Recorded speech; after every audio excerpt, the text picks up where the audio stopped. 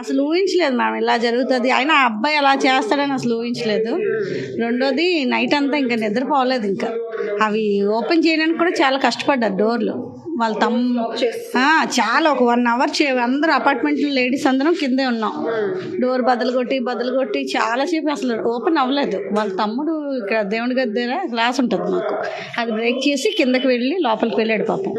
లోపలికి వెళ్ళి అప్పుడు డోర్ ఓపెన్ చేస్తే ఏం లేదు, అంతా క్లీన్గా ఉంది. ఏం లేదు అనుకుని అందరూ హ్యాపీగా ఏదో జోక్ అండి. ఆ తర్వాత పోలీసులు మళ్ళీ సెర్చ్ చేస్తే ఆ బ్రీఫ్ కేసులో హాఫ్ బాడీ ఉండేది అన్నమాట. అది ఇంకా వెంటనే అప్పుడు కన్ఫర్మ్ అయ్యారు. కానీ అసలు ఊహించలేము మేడం, అపార్ట్మెంట్లో ఇలాగా 25 ఫ్యామిలీస్ ఉంటున్నాం. ఎంత ఇబ్బంది అందరికీ. నైట్ నుంచి ఎవరు ఎక్కడికి వెళ్ళట్లేదు, అలాగే ఉన్నారు. బయటికి వెళ్దామంటే ఎవరు ఏం అడుగుతారో తెలియదు ప్రశ్నలు మమ్మల్ని. మాకేం తెలియదు వాళ్ళ గురించి చెప్పడానికి కూడా. జనరల్గా అతను ఇక్కడే రెగ్యులర్గా జాబ్ ఇక్కడే. తను రోజు రెగ్యులర్గా మార్నింగ్ టైంలో పిల్లలు స్కూల్కి వెళ్ళేటప్పుడు ఆ అబ్బాయి జిమ్కి వెళ్తాడు, మళ్ళీ వస్తాడు. రవీంద్ర ఏజ్ అలా ఉంటుంది కానీ చూడడానికి చిన్న అబ్బాయి లాగా కనిపిస్తాడు, యంగ్స్టర్ లాగా కనిపిస్తాడు. ఆ బళ్ళు అవి కింద ఉంటాయి, 2-3 బళ్ళు ఉంటాయి అబ్బాయికి. వెళ్తూ ఉంటాడు, వస్తూ ఉంటాడు.